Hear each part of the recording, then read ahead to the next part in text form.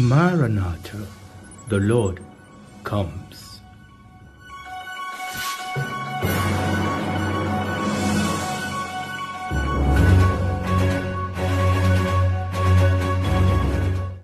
Praise God. Thank you so much for joining me again today. I have been looking at the rise of the prophet in the last few days. If you are joining me for the first time, let me explain what I'm trying to do. In the last few days, I've been releasing this teaching every day. And the whole idea is that I'm trying to round up the first season of our teaching on Maranatha, the end time event.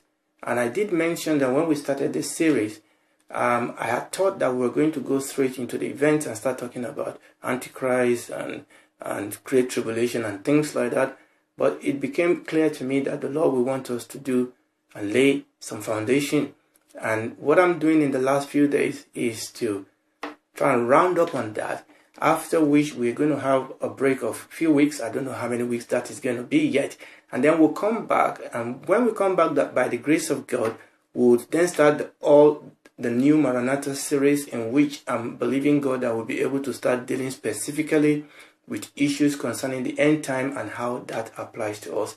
And by the grace of God, we'll then be able to use some of these foundations and principles that we've already talked about and apply them as they pertain to the end time. Yesterday, by the grace of God, we ended by talking about the rise of the prophet. And I mentioned, we said that the prophets started coming into their own when Israel asked for a king, and move forward from there when the nation divided. And we said that the ministry of the prophet became even more important as the religious and social fabric of the nation of Israel started deteriorating. God called Israel to be a light to the nation, to be a voice for God, to be God's prophet really to the nation. But Israel rejected God. You remember what God told Samuel, said, they have not rejected you. They've rejected me. They rejected God as their king. They broke his covenant. They didn't want to live in righteousness and holiness. They started worshiping other gods. They diluted the worship of God. You know, for the most part, what goes for idolatry sometimes is oftentimes not total rebellion, but when people change or dilute and worship something else with God. You remember when the Lord Jesus said you cannot you cannot serve two masters. And there was a lot of that in the land of Israel in those days. You know, there was threat to the worship of Yahweh. There were worship of idols. They were not keeping the law. They were not keeping the feast. They were not keeping the instruction of the Lord. And then we saw how the poor and the fatherless and the motherless started being oppressed, the development of class. We have the rich and the poor, and then we have the threat of the world power around and their how will I put it, their pride against Yahweh, the God of Israel. And it was because of all these contributing factors that the ministry of the prophet became prominent. And we mentioned that in the land of Israel, we then have three offices that were anointed in the Old Testament, around which the fabric of the nation is built. We have the king who was supposed to rule the nation for God, and that is where it all broke down. Then we have that's the king. Then we have the priest who brings the people to God, and then we have the prophet who brings God to the people. And because of the corruption of the king and the line of the king, it was necessary for the prophet to come into the fold, and they became the voice of the nation. Now I'm going to now talk, by the grace of God in this teaching, understanding the environment that necessitated the coming to the forefront of the ministry of the prophet. We are going to look at an outline of some of the messages in the prophetic books. Now, we are not trying, and that's not what we're doing, we're not trying to study and do an exegesis of all the books of the book of the prophet. No, that's not what we're trying to do. We're looking at them with respect to where we are going in the future. And what we said the last time is that for you to truly understand, for you and I to truly understand the message of the prophet, number one, you need to go back to the historic book and try and locate the prophet in the proper history of Israel. Go back to 1st, 2nd book of Samuel, 1st, 2nd book of Kings, 1st, 2nd book of Chronicle, and locate the prophet in that history. Then it will give you an idea of where they were in the event of things. The second thing we said is that also try and ask yourself what was going on in international world history during the time that the prophet prophesied. Was it during the time of the Assyrians, the Babylonians, or the Medo-Persian? And that is very, very important.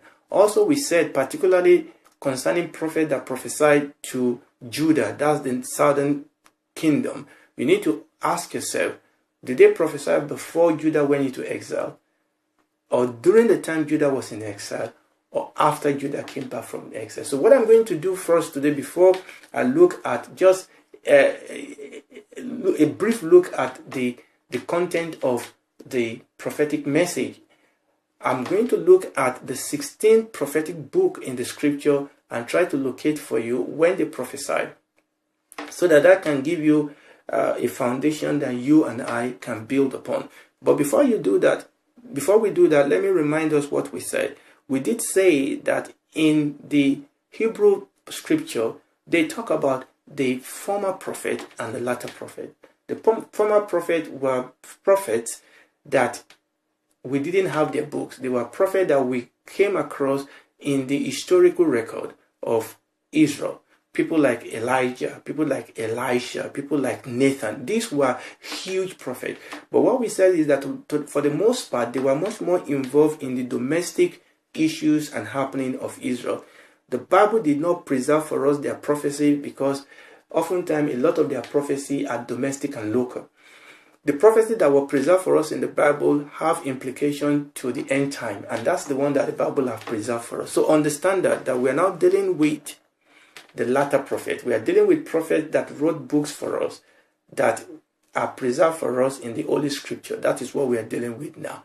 So we want to look at, we have 16 of them, and we often divide these 16 prophetic books into what we call 4 major prophets and 12 minor prophets.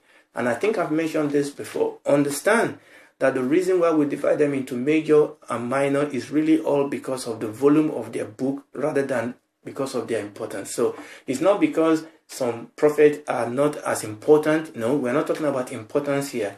It's a matter of convenience, really. We call this one major prophet because they have chapters upon chapters upon chapters of books. So we have Isaiah, Jeremiah, Ezekiel, and Daniel. Those are the 4 major prophets. Remember, they're major because their books is massive, right?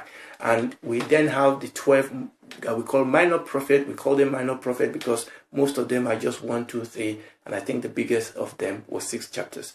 That's why we call them minor prophets. So what I want to do today is run through these 16 books, these 16 prophetic books, and tell and show us who they prophesy to, who or when they prophesy, and then we'll have a quick look at the content of the message of the prophet, especially against the background of what we've already mentioned as to the factors that brought the prophetic into the focus.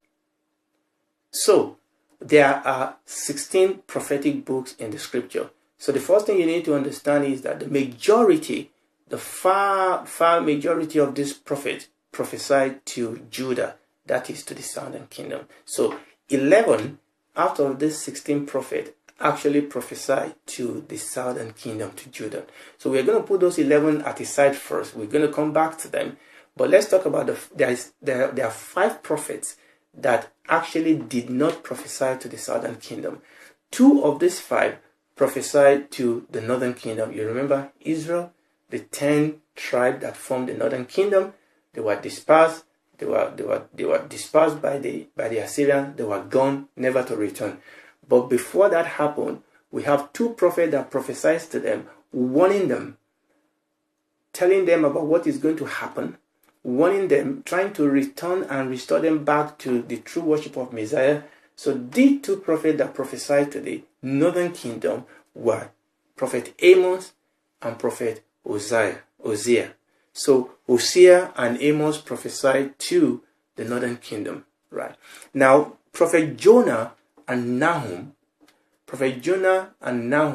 both of them were prophets that prophesied specifically to Nineveh. You remember Nineveh? Nineveh is actually the capital city of Assyrians. You remember the Assyrians? They were the rod that God used. They were the world power that God used to disperse the 10 northern kingdom. So, Jonah and Nahum were prophets that God used to prophesy to the city of Nineveh. Now, one more prophet that did not prophesy to the southern kingdom, and that is Prophet Obadiah. Obadiah's prophecy was towards a city called Edom. Now, when you read the story of when Israel was coming out of Egypt going to Canaan, Edom was the city that did not allow Israel to pass through their land.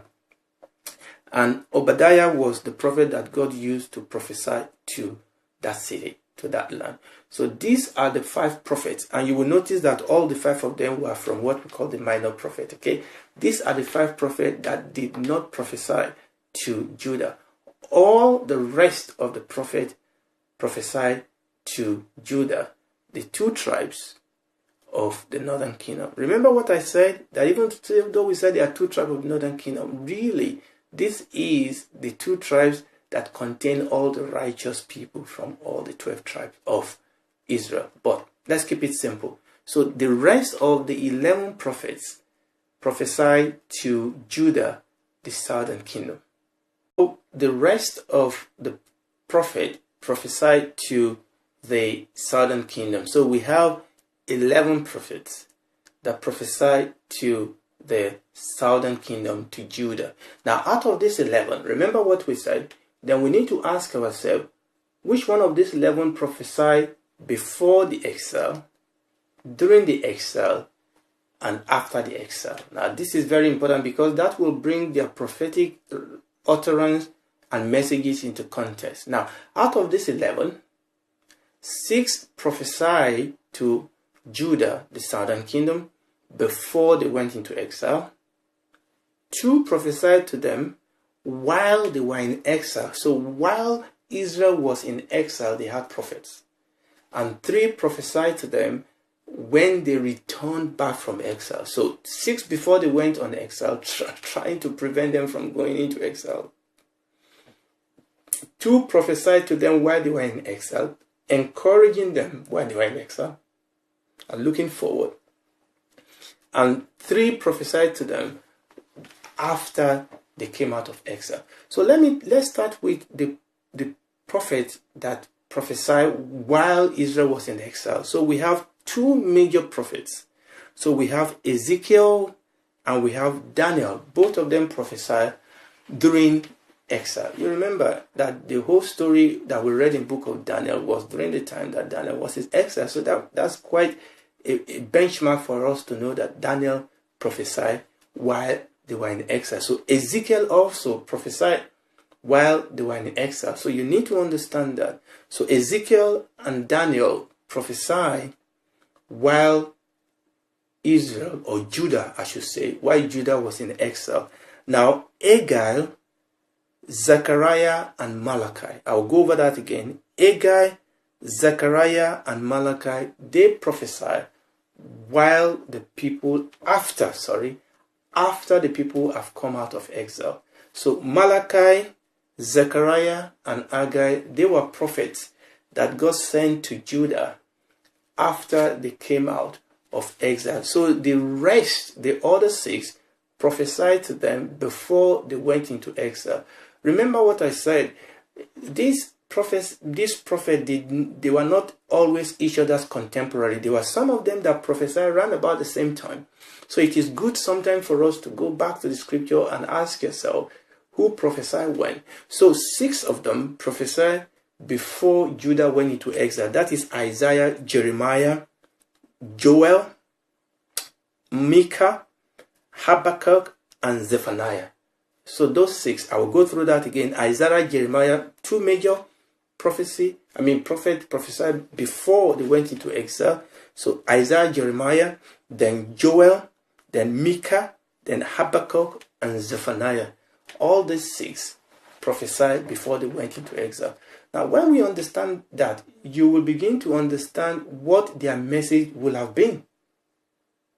I mean, their message will be different based on where they are located.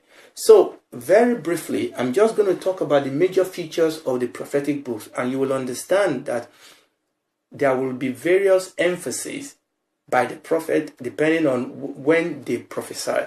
So, these are just putting them all together. These are the major features of the prophetic books.